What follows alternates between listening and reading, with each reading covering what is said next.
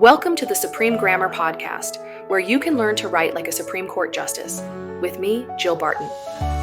In this episode, our AI hosts focus on verbs, the engine of every sentence. We'll talk about how strong, dynamic verbs bring legal writing to life. Let's listen in. Okay, let's unpack this. You know how legal writing can sometimes feel a little, well, maybe like chewing on gravel? Yeah, dense, slow, maybe even a bit lifeless. Exactly. But it really doesn't have to be that way. Imagine you're writing not just, stating things, but actually propelling the reader forward, grabbing their attention. That's precisely what we're diving into today. We're cracking open Chapter 32 on Verbs from the Supreme Guide to Writing by Jill Barton.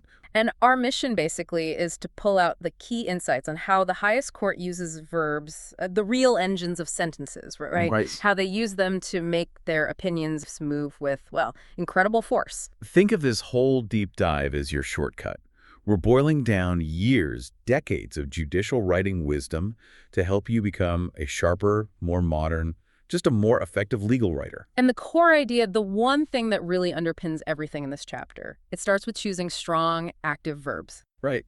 The guide points out that justices aren't just using any old verb. They pick words that show precise action, bring the whole situation to life. Yeah, they don't just handle an issue. They grapple with it, battle it, tangle, tackle, unravel, delve, They pick the perfect verb for the exact shade of meaning they want. And for those verbs to really land, they consistently keep their subjects and verbs close together.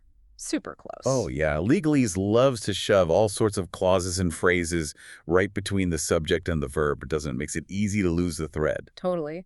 The guide actually shows this crazy example from the Federal Disposition Act. One sentence, over 190 words long. Get out. Seriously. And the subject and verb are like pages apart. It's just baffling. Wow. But the justices get it. The natural rhythm is subject-verb. Like Justice Jackson, even with a complex term like escheatment, she put it right next to the verb. Escheatment is the power. Simple. Keeps it concise, super clear. You see it in those punchy sentences the guide highlights, like, that test knocked out Jack Daniels' claim. Or, today, the court guts Miller v. Alabama. Boom. No confusion. The meaning hits instantly. Which leads to that other point, making sure subjects and verbs actually match up. Sounds basic, I know. It does, but when you pile up clauses between them, it's surprisingly easy to slip up. Use a plural verb for a singular subject, or, the other way around. And that mismatch just trips the reader. Yeah. Undermines the clarity you're going for. The justices, even in long sentences, are meticulous. Singular subject, singular verb. Doesn't matter what words are in between. It's real craftsmanship. Okay, now let's talk about the big one. Active versus passive voice. Yes. The usual advice is lean active, right? Generally, yeah. Because active voice is usually more direct, it's shorter, and it puts the actor right there with the action. Justice Jackson again. History speaks. She didn't write, the speaking is being done by history. That sounds awful. Exactly. That passive way adds words, drains the energy. Active shows who's doing what. Passive, well, it pushes the actor aside, focuses on the object or the action. But, and this is interesting, why would justices or any lawyer actually choose to use passive sometimes? The guide says it's strategic. Right. It's purposeful.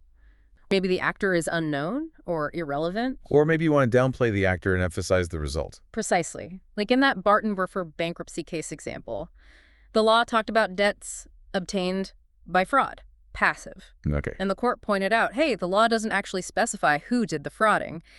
That passive voice, as the guide puts it, pulls the actor off the stage. Okay. Yeah. What about those clunky verb cousins, nominalizations? Yes. Verbs disguised as nouns or adjectives, like using dismissal instead of just dismiss, or discussion instead of discuss. Yeah, those. The guide basically says, avoid them, unless you have a really specific reason. Because they make you add extra weaker verbs like is or makes, plus prepositions, articles. They just bog things down. Right. Justice Thomas writes, I will discuss each in turn. Much tighter than I will offer a discussion of each point in turn. Much better. But again, strategy can come into play.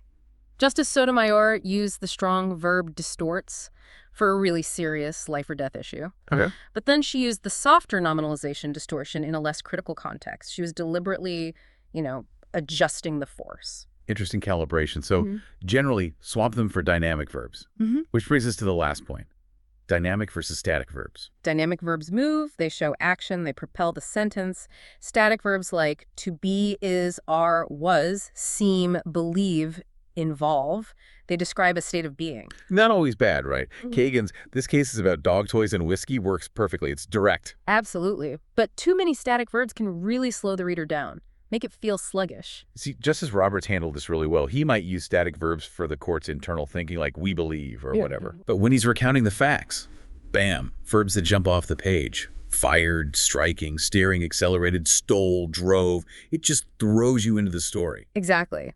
So these principles, strong, active verbs, keeping subjects and verbs close and matched, choosing active or passive strategically, swapping out nominalizations and static verbs. These aren't just fussy grammar rules. No, they're the actual techniques the justices use every single day to make their writing clear, forceful, really dynamic. The guide even shows how applying this stuff can cut sentence length by more than half sometimes just by changing verbs. It's powerful stuff. So take a look at your last brief, maybe a memo, even just an email you sent. How many to-be verbs are lurking in there? Yeah, where could you swap a nominalization, like make a determination for just determine? Right. What's maybe one sentence you could rewrite right now using these ideas to make it really move? Give it a try. Strong verbs propel legal writing forward. They sharpen your meaning and keep your reader engaged. Tune in next time as we explore how the justices craft clear, readable sentences, even when tackling complex legal ideas. And remember, you can be a great legal writer.